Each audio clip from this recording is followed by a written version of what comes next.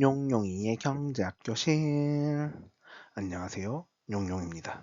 오늘은 지난번에 뉴스에 나왔던 퇴직연금의 기금화에 대한 이야기를 해보려고 합니다. 퇴직연금이 기금화가 된다는 사실이 이걸 법으로 만들겠다라는 이야기가 나온 적이 있는데, 그럼 퇴직연금의 기금화가 어떤 의미인지 한번 알아보고요. 이걸 하려는 이유와 저의 생각을 한번 이야기해 보도록 하겠습니다. 우선 투자 시장에서는 대마불사라는 말을 많이 사용합니다. 이제 큰 말이 죽지 않는다라는 표현이거든요. 그렇게 해서 사실은 바둑에서 많이 사용되고 있는 용어로 알고 있고요. 바둑에서 시작해서 이게 경제로 넘어와서 사용되고 있는데, 이 큰 말이 죽으면 바둑 게임도 지게 되잖아요. 그래서 증시에서도 큰 기업이 무너지고 나면 경제가 더 많이 휘청거리게 될 것이다라는 이야기입니다. 그래서 정부가 이제 힘든 과정에 있는 대기업을 지원해 줄 때 많이 하는 이야기거든요. 저 기업이 무너졌을 때 우리나라에 올 경제 위기, 그 타격이 너무 크기 때문에 그 기업을 지원해서 회생시키겠다라는 이야기를 할 때 많이 사용되는 표현이고요. 그렇게 돼서 우리나라 경제를 이제 경제 위기를 극복하겠다라고도 쓰이지만, 또 한편으로는 그 기업이 시장에서 사실은 서서히 사라져 가고 있고, 시장에서 잘못된 대응을 한 거에 대해서 조금 우리가 기업이 크다 많은 이유만으로, 기업이 큰 이유만으로 우리가 지원해줘서 이제 시장에서 사실은 사용되지 않아야 될 재정을 사용하게 되는 것이 아니냐라는 비판도 존재할 수 있습니다.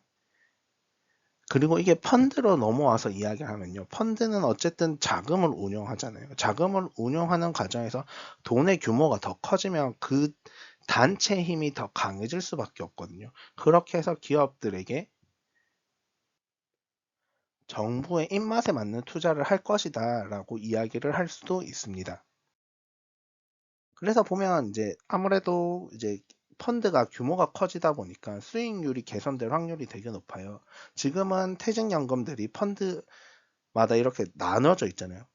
그리고 다양한 자산 운용사에서 퇴직연금 상품을 만들고 있고요. 그게 다 상품별로 나눠져 있다 보니까 그 규모가 작아서 이제 수익률이 상대적으로 낮다라고 이야기될 수도 있습니다. 더군다나 퇴직연금은 매우 중요하게 보는 게 뭐냐면 안정성이거든요. 그러다 보니까 안전하게 투자를 해야 되는 것도 있고요. 또 예금에 반드시 투자를 해야 되는, 그만큼은 이제 보호해야 되는 상품들도 있습니다. 그렇게 되다 보니까 안정성을 중요하게 여기다 보니까 자연스럽게 수익률이 낮아지게 되는데요. 이거를 국가에서 이제 기금화를 해서 국가가 전문적으로 관리를 해 보겠다라고 이야기를 하는 거고요. 그래서 여러 개 나누어져 있는 퇴직연금들을 통합해서 국가가 이렇게 하나의 단체를 만들어서 그 단체에서 그 기금을 운용하겠다라고 이야기를 하는 것이 퇴직연금의 기금화입니다. 그런데 제가 첫 번째 우려하는 것은 뭐냐면 퇴직연금이 국민연금화 되는 것입니다. 지금 우리가 국민연금이 고갈될 거라는 사실은 모두가 알고 있고요. 물론 최근에 국민연금이 이제 수익률이 너무 좋아서 이 고갈 시기를 조금 늦추었다라고 이야기를 하는데, 저는 그걸 어떻게 받아들이고 있냐면, 호황인 시장에서 수익률이 좋은 건 어쩌면 당연한 거라고 생각을 하거든요. 우리가 주식시장이 호황인 시장에서 수익률이 좋아질 확률은 매우 높아요. 그런데 불황인 시장에서도 이게 유지될 수 있느냐? 라고 한다면 거기에 대해서는 이제 우리가 퀘스천 마크를 달아야 되거든요. 왜냐하면 각 개인도 생각해 보면 주식시장이 불황일 때는 당연히 손실을 볼 확률이 더 높아지고요. 호황일 때는 이익을 볼 확률이 높아지는 거잖아요. 그렇게 됐을 때 우리가 지금 이런 호황인 시점에서 국민연금의 수익률이 좋아졌다고 해서 이게 영원히 계속 좋을 것이다 라고 말하는 것은 조금 조심스럽습니다. 그러면 결국 국민연금은 고갈되게 될 것이고요. 퇴직연금도 국민연금처럼 국가가 운용하다 보면 국가가 만약에 돈을 줘야 되는 시점에 제때 못 주게 되는 경우가 언젠가 한번 발생할 수도 있다고 생각하는데요. 그렇게 됐을 때 이게 국민연금처럼 되지 않을까라는 우려를 하지 않을 수 없습니다. 그래서 퇴직연금에 기금하는 저는 또 다른 국민연금의 탄생이라고 생각하는 거 하고 있고요. 그리고 또 이게 국가가 원하는 대로 투자를 할 수 있는 우려가 있습니다. 지금 퇴직연금은 세 가지 형태로 운영되고 있는데 하나는 그 기업에서 운영하고 있고 나머지 두 가지는 개인이 운영을 하고 있습니다. 근데 개인이 운영하다 보니까 개인이 책임을 져야 된다라는 부분이 있거든요. 그러면 자신의 미래의 자산을 자신이 책임을 진다라고 하면 사실 아무 문제가 되지 않습니다. 그런데 그걸 국가가 원하는 대로 투자를 해서 손실을 본다면 거기에서는 불만이 많이 나올 수도 있거든요. 특히 국가가 투자를 하는 과정에서는 국가가 원하는 방향을 뭔가를 제시하게 될 겁니다. 그러면 새로운 기준이 나오게 될 거고요. 그러면 국가가 기업에 자신의 구미에 맞는 입맛에 맞는 기업을 줄 세우게 할 수밖에 없다라고 이야기를 할 수 있습니다. 이게 예를 들면 이게 투자를 하는 방식에서 기업의 비윤리적인 기업 은 쳐내겠다 혹은 비도덕적인 기업은 투자하지 않겠다라고 이야기를 할 수도 있어요. 그런데 이 비윤리적이고 비도덕적인 기업이라는 규정을 어떻게 만들 것이냐라는 고민을 해보면 당연히 우리가 비윤리적인 기업에 국가가 투자하지 않는 게 좋지, 우리가 비도덕적인 기업에 투자하지 않는 것이 좋아 라고 이야기는 할 수 있는데, 그러면 어떤 기업이 비윤리적이고 어떤 기업이 비도덕적인지에 대한 기준을 이야기하면 각 개인마다 서로 다른 의견을 제시할 수밖에 없거든요. 그렇게 되다 보면 이게 애매해지는 상황이 발생할 수밖에 없고요. 이 애매해진 상황에서 결국에는 국가가 원하는 형태의 기업을 찾게 될 것이다 라는 겁니다. 그러면 이게 정부의 투자를 받기 위해서 기업이 시장에 맞춰서 활동하는 것이 아니라 정부의 입맛에 맞춰서 활동하게 되다 보면 결국 정부가 투자하는 기업이 시장에서 좋은 성과를 낼 수 있느냐로 이어지지 않을 확률이 매우 높아진다라고 이야기를 할 수 있습니다. 당연히 기업은 시장 안에 존재하고요. 시장 안에서 살아남기 위해서 영업 활동을 해야 될 거예요. 그러면 수요자가 원하는 재화와 서비스를 제공하기 위해 노력해야 되고요. 계속해서 제품을 개발해야 되고 혁신을 해 나가야 될 텐데, 정부가 원하는 대로 맞추다 보면 시장에서 수요자가 원하는 재화와 서비스를 제때 공급하지 못할 수도 있고요. 혁신을 하지 않아도 정부의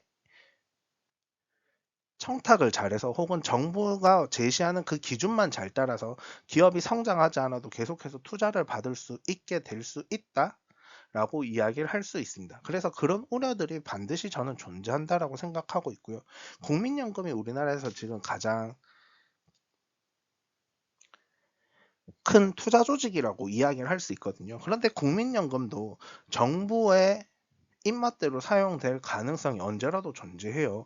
더군다나 최근에 달러가 환율이 급등한 현상에서 이것을 잠시 조정하는 과정에서 이제 국민연금의 기금을 활용했다라는 이야기는 이제 우리 모두가 다 공감하고 있는 바잖아요. 그런 식으로 해서 우리가 잘못된 투자를 오히려 시장의 안정을 위해서 혹은 정부의 문제를 해결하기 위해서 잘못된 투자를 언제라도 할 수 있다라고 이야기를 할 수도 있고요.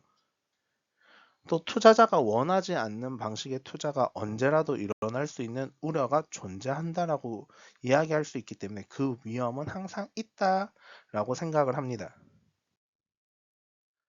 그러면 결국에 퇴직연금을 내가 원하는 대로 투자하는 것이 아니라 정부가 내 돈을 가져가서 투자를 했을 때 내가 이 돈을 돌려받을 수 있을까에 대한 우려가 존재하거든요. 내가 생각했을 때 내가 원하는 대로 투자를 하면 뭐 10%의 수익이 날 수 있는데 정부가 투자를 하다 보니까 이게 12%, 13%의 수익이 날 확률도 있지만 그만큼 수익이 커지면 리스크도 커지게 되거든요. 더군다나 정부가 투자를 하는 과정에서는 시장의 수익률을 따라가는 게 아니라 정부가 원하는 기준, 그 기준에 맞추다 보니까 시장의 흐름을 벗어날 수 있는 확률도 매우 높아진다라고 이야기를 할 수 있습니다. 물론 제가 뭐 ESG에 대해서 공부를 하고 있고 사회적 책임에 많은 관심을 가지고 있어서 이제 뭐 윤리적인 기업을 찾고 혹은 뭐 도덕적인 기업을 찾고 그 기업들을 발굴하는 데 있어서 매우 이런 퇴직연금에 기금화 되었을 때 혹은 그런 기금이나 혹은 국민연금 같은 기관에서 노력해 줘야 된다라고도 생각을 하고는 있는데요. 그렇다고 해서 그런 기업들을 찾는 과정에서 그 기준이 정부가 제시한 기준만이 정답이고 그거를 그 고지고대로 따라야 된다라고 저는 개인적으로 생각하지 않거든요. 어떤 누군가가 볼 때는 돈을 많이 버는 기업이 오히려 사회공헌을 더 많이 할 수도 있고요. 조금 기업이 비윤리적이고 비도덕적이지만 사회공헌을 많이 하거나 혹은 기부를 더 많이 할 수도 있거든요. 그러면 그게 어떤 것이 더 좋은가에 대해서 우리는 고민해 볼 필요가 있어요. 그런데 그 고민은 각 개인이 해서 해야 되는데 이걸 사회적 합의를 이룬다는 것 자체가 조금은 어려운 부분이라고 생각하고요. 또 정부가 그 기준을 제시하게 된다면 매우 사실은 폭력적인 방식이 아닐까라는 우려를 하게 됩니다.